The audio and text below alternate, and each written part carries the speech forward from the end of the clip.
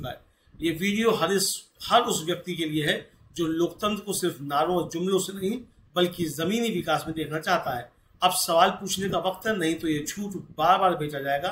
Video को like, share और subscribe जरूर करें। बेल आइकन दबाना ना भूलें ताकि आपको अगला खुलासा सबसे पहले मिले। तो आइए सुनते हैं प्रोफेसर जगदीश्वर चतुर्वेदी। नरेंद्र मोदी मोतिहारी गए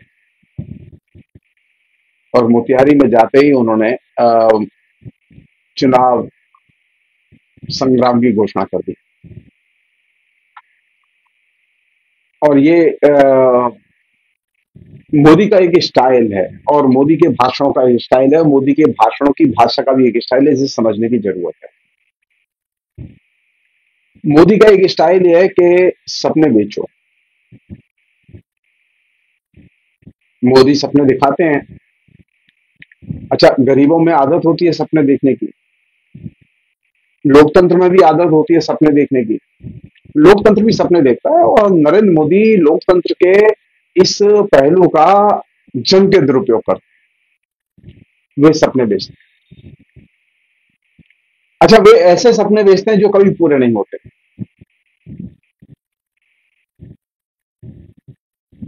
पिछले 11 साल में नरेंद्र मोदी ने जो सपने बेचे और जो सपने साकार किए, उन्हें आप जाके देख सकते हैं। अब नरेंद्र मोदी नए बिहार का सपना बेच रहे हैं। अरे उनसे पूछो कि पिछले 10 साल में ये नया बिहार क्यों नहीं बना। पिछले 10 साल में आप मोतिहारी को मुंबई क्यों नहीं बना पाए? किसने रोका था? सब कुछ तो था उनके पास। और गया को वो गुरुग्राम या गुड़गांव क्यों नहीं बना पाए? किसने रोका था उनको? नरेंद्र मोदी तो आज के भाषण से लग रहा था कि पहली बार बिहार आए। नरेंद्र मोदी पिछले 11 साल में लगातार बिहार आते रहे हैं और उनकी सरकार रही है। कुछ थोड़े से पीरियड को छोड़ के उनकी ही सरकार रही है। लेकिन नरेंद्र मोदी ने तो कभी भी मोतिहारी के पुनरुद्धार के बारे में, नए बिहार के बारे में नहीं सोचा। नरेंद्र मोदी ने यह कभी नहीं सोचा कि जो एनकाउंटर वे यूपी में आए दिन करते रहते हैं, उनमें से एक भी एनकाउंटर वे कभी बिहार में क्यों नहीं कर पाए माफियाओं के खिलाफ। एक भी माफिया को लेकर उन्होंने कोई सख्त कार्रवाई नहीं की।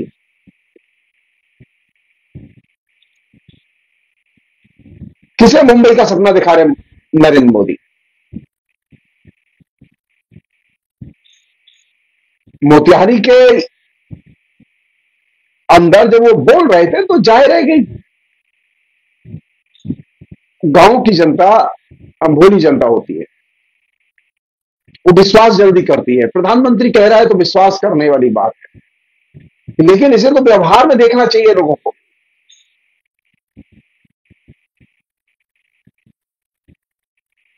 सवाल यह है कि मुंबई को क्या बना के दिया उन्होंने? मुंबई को पेरिस बना पाए? नहीं। मुंबई मुंबई है, मोतिहारी मोतिहारी ही रहेगा, वो मुंबई नहीं हो सकता। उसी तरह जैसे कि नरेंद्र मोदी ने बनारस में चुनाव लड़ते हुए ये घोषणा की थी कि वे बनारस को क्योटो बना देंगे। बनारस क्योटो नहीं बना, बल्कि बनारस ने बहुत कुछ खो दिया। हाँ, कुछ सड़कें बन गई, कुछ बिल्डिंगें, कुछ मंदिर धराशायी कर दिए गए। ये बनारस में कुछ बदला नहीं, बनारस में नए रोजगार नहीं आए, बनारस में रहने वाले बुनकरों की हालत में कोई सुधार नहीं आया, उनके यहां कोई खुशहाली नहीं आई।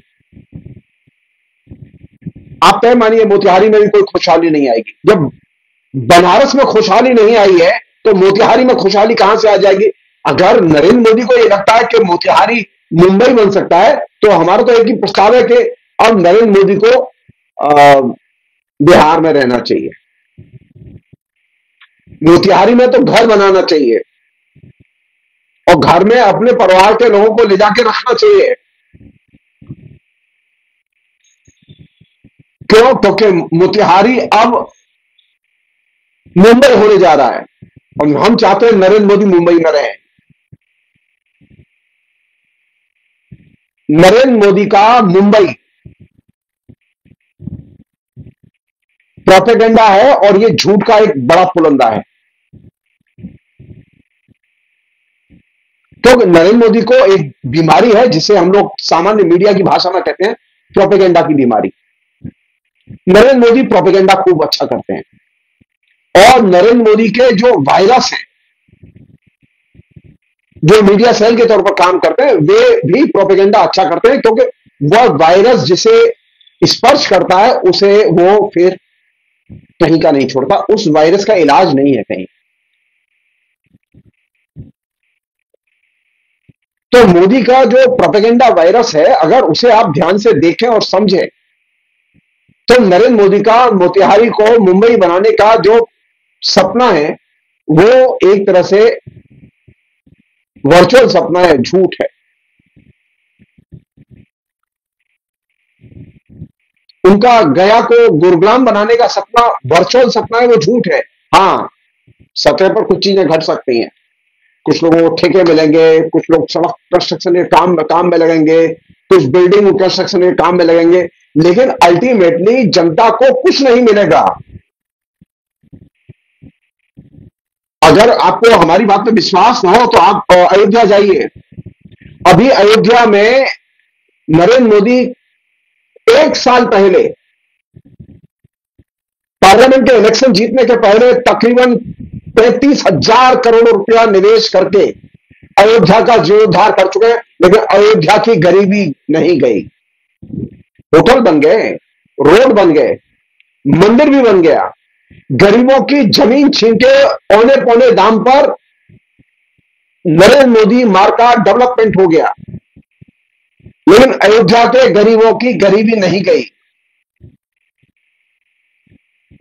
अयोध्या में 2 गवर्नमेंट कॉलेज नहीं खोले, अयोध्या में 10 स्कूल नहीं खोले नए, बल्कि उल्टे हुआ है कि अयोध्या के लोगों को अनेक किस्म की मुसीबतों का सामना करना पड़ रहा है। 35,000 करोड़ रुपया का निवेश करने के बावजूद अयोध्या को रिनोवेट कर दिया गया। अब पूरी पुरानी अयोध्या एकदम ध्वस्त करके नई अयोध्या बना दी गई। ऐसे अयोध्या जिसे आप पहचान नहीं सकते, एक ऐसा नया मंदिर बना दिया गया जिसे आप पहचान नहीं सकते। राम जी भी कभी इतने आलीशान मंदिर में नहीं रहते थे, इतना आलीशान मंदिर बना दिया।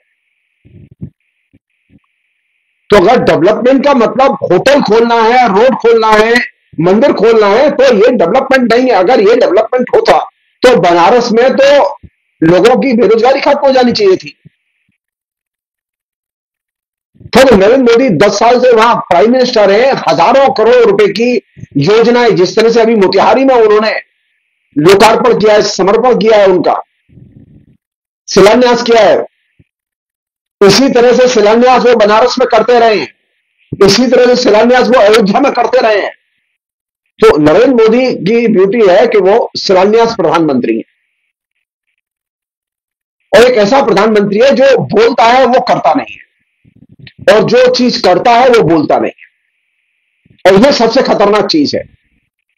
हमारे सामने एक ऐसा प्रधानमंत्री होना चाहिए, एक ऐसा मुख्यमंत्री होना चाहिए जो बोले और उसे करे, और जो नहीं बोला उसे न करे।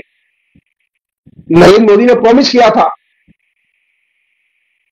बनारस को क्योटो बनाने का। क्योटो में कभी बरसात में शहर डूबता नहीं है, लेकिन बनारस बरसात में अभी हाल ही में जो बरसात हुई है उसमें पूरा डूब गया।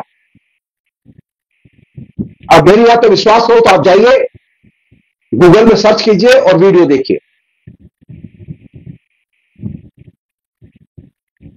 अयोध्या और बनारस 2 आइडियल शहर हैं जहां कोई इंडस्ट्रियलाइजेशन नहीं हुआ,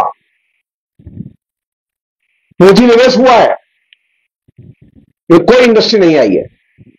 और गुरुग्राम में जिसको एक जमाने में कांग्रेस के लोगों ने स्थापित किया था, गुड़गांव जिसे हम लोग कहते हैं। गुड़गांव में बड़े पैमाने पर इंडस्ट्रीज के ऑफिस हैं, हजारों लोग उनमें काम करते हैं। नरेंद्र मोदी से पूछना चाहिए कि बनारस में इतना पैसा निवेश किया गया, अयोध्या में इतना पैसा निवेश किया गया, तो क्या क्योटो जैसा इंडस्ट्रियलाइजेशन बनारस में हुआ है? क्योटो के बराबर 1% भी इंडस्ट्रियलाइजेशन बनारस में नहीं हुआ। हां, रुद्राक्ष के मूंगा मोती मंगा के कुछ बिल्डिंग जरूर बनाई गई।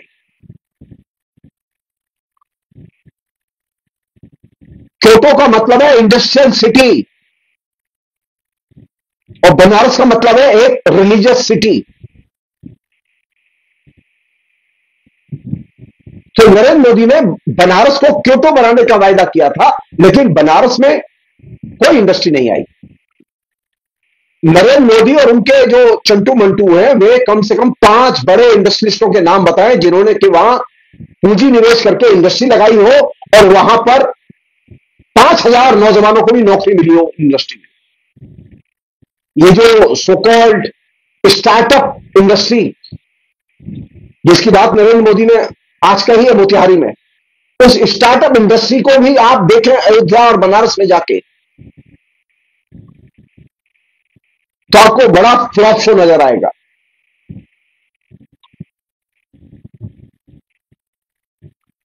तो बनारस और अयोध्या के सपने के आधार पर उन्होंने लोकसभा का चुनाव जीता, 2 बार चुनाव जीता।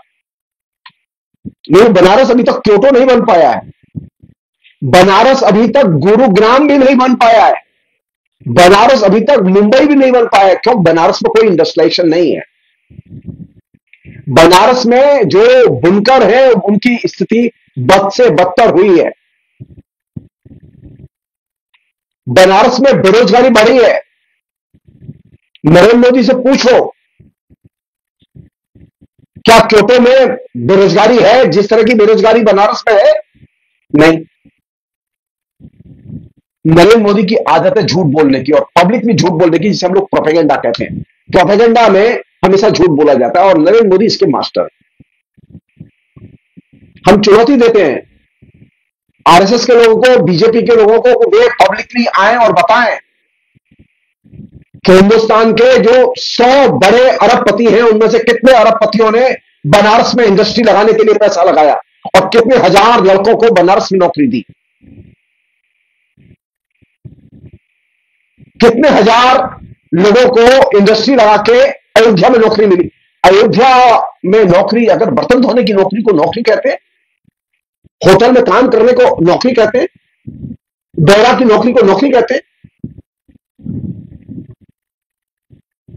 गुरुग्राम का सपना एक ऐसे शहर का सपना है जिसमें के बड़े पैमाने पर हाईटेक इंडस्ट्री या टेक्नोलॉजी की इंडस्ट्री से जुड़े हुए लोगों ने अपने दफ्तर खोले जिनमें हजारों लोग काम करते हैं।